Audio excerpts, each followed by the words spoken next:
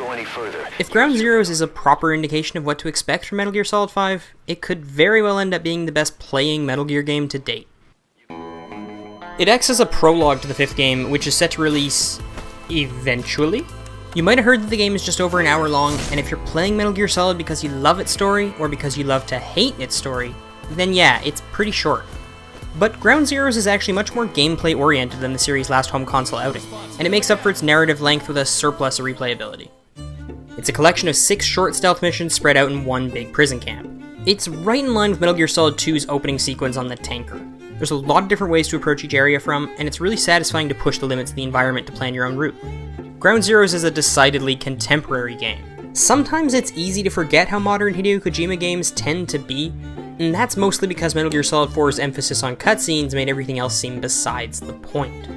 But this game has done a lot to adapt. It's replaced its radar with a tagging system similar to Far Cry 3's. It's also added in a reflex mechanic which slows down time once you've been spotted so that you can kill a guard before they sound an alarm. Nitty-gritty control details aside, the most surprising thing is that they've done away with the codec in favor of context-sensitive radio chatter, like in the Arkham Batman games.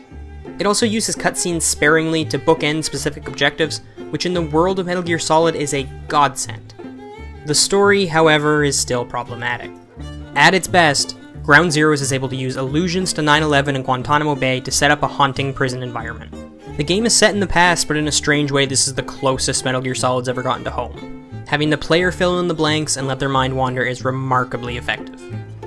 But at its worst, Ground Zeroes is a repulsive and disturbing game that uses violence as a crutch to force mature themes that Metal Gear Solid simply isn't ready to handle. The game's able to offer a glimpse of what Metal Gear could be if it would ever figure out that less is more, but it stumbles when things get too explicit. If you have a hard time with gore or sexual violence, you should skip this one. Having disliked Metal Gear Solid 4 immensely, it didn't seem possible that a short prelude could have me excited to play a full-length Metal Gear game again, but the freedom of Ground Zero's open environment is a treat to tinker with. The game looks terrific on next-gen consoles, and getting to enjoy a taste of that Metal Gear Solid story without drowning in cutscenes is a bonus. There's no arguing there's a big discrepancy between Ground Zero's pricing and other pre-post game releases, but the game is well designed enough to merit seeing most of what it has to offer.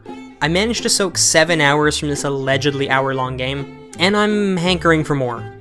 So take that as you will.